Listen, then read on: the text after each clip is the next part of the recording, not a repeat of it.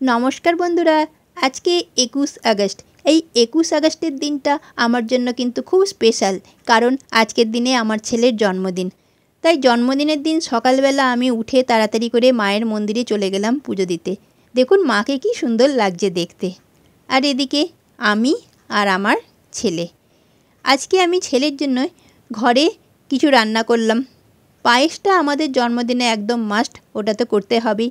তার সাথে ভাজা, মাছ, চিকেন, ডাল সব কিছুই রয়েছে। আর এদিকে তার বন্ধুরা একটা কেক নিয়ে এসেছিল। কেকটা দেখছেন কি সুন্দর দেখতে কেকটা।